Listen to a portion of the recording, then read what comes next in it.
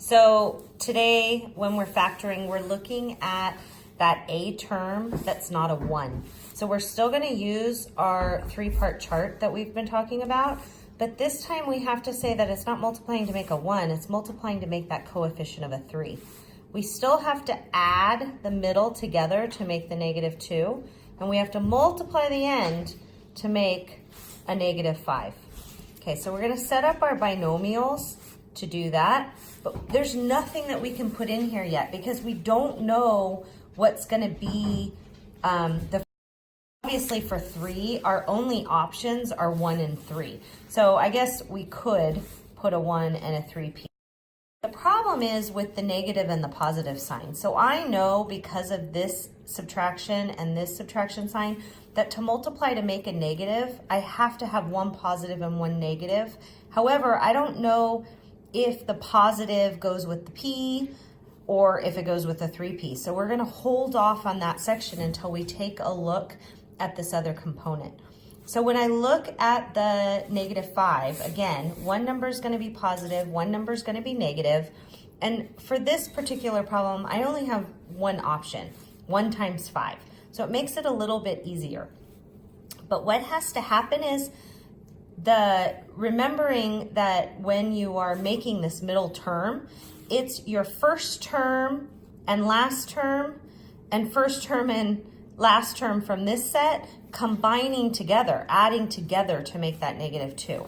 So what we need to do is it's kind of trial and error. So if I have a 1 on my front and I multiply it by the 1 that would go in this space, I have 1 times 1, which gives me that 1. And then it would give me a 3 times a 5, which would make a 15, okay? Now, in no way, no matter one of them being positive or negative, they're not making the -2 that I need for my middle term. So I'm going to try the different option. I still have that 1 and 3, and I have a 1 and a 5, but this time I'm going to combine the 1 with the 5. And 1 times 5 makes 5. And 3 times 1 makes 3. And if I combine these guys and I add them together, they can make a -2 if the 5 is negative. And so when I add a -5 and a +3, then I'm going to get a -2. So what that means is my 1 is being multiplied by a -5. So now that I know that, I know my -5 has to go in this spot because here's my 1. It never multiplies by this term. It multiplies by this guy and it multiplies by this guy. So my -5 sits here. That leaves me with the 3 being connected to the 1. So here's my 3 and it's being connected to a 1. And then of course you can FOIL and check your answer. So let's do one more.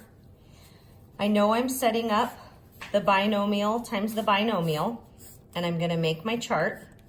So I have to multiply to make a 2, I have to add to make a 3, and I have to multiply to make a -9.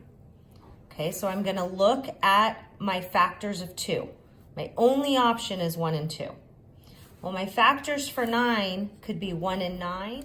Okay, so the factors for the 9 are the 1 and the 9 or the 3 and the 3. So again, we have to figure out which way we're going to combine them so that it's going to add to make this +3. So I know that one sign is going to be a positive and one sign is going to be a negative because we have to multiply to make a negative. And then the bigger number is going to be the positive when we add. So what we want to do is it's trial and error. So I'm going to look at a 2 times a 1 is a 2, and then a 1 times the 9 makes a 9. Well, 2 and 9 are never going to make a +3. No matter which way you look at it. So we're going to cross that guy off.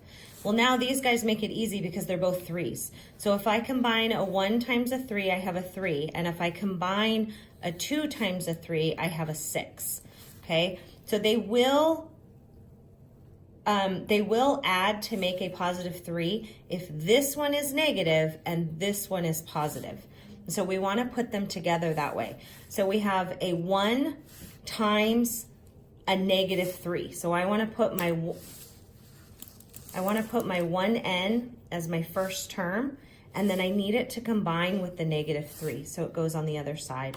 And then I have my 2n, and it has to combine with the other positive, or the +3 in order to make the +6. So I'm gonna put my +3 here. And then you can FOIL to double check your answer. Okay, last one, and then you're left on your own. Okay, so I'm gonna make my chart and set it up. I'm multiplying to make a 3. I'm adding to make a -8, and I'm multiplying to make a 4. So I'm gonna set up my binomial, and I'm looking at my 3, so I know my only possible factors are 1 and 3. But for 4, I can use 1 and 4, or I can use 2 and 2. So we're gonna practice combining them. I have to add to make a -8, and I have a +4. So the only way that that's gonna work for this +4 is if both terms end up being negative. So this time I can go ahead and put my symbols in. So I have a 1 times a -1, which gives me a -1. And then I have a 3 times a -4, which would give me a -12. That's never gonna work to make the -8. So try it the opposite way. A 3 times a 1, and it's negative, would be a -3. And a 1 times a -4 would be a -4. Well, when you add that together, you get a -7, so it doesn't work. So we're gonna cross it off. So we're gonna try the 1 and the 3 again, but this time with the 2 and the 2. And remember, they're both gonna be negative. So a 1 times a -2 is a -2, and a 3 times a -2 is a -6. When you add them together, you do get -8. So I'm gonna drop my 2 and my 6 in. We already had our signs, but now we have to make sure we combine them correctly. So the 2 combines with the 1. So here's my 2, so I'm gonna put my 1n here, and that leaves my 3n on this side. And you can FOIL to make sure it works. N minus 2. N minus 2. Oh, Garrett's correcting me. You guys can mark me. N minus 2. Oh, yeah, they're both supposed to be 2s. Excellent. Garrett gets it. You guys can mark me wrong. All right, try the rest of the problems. I'll see you tomorrow.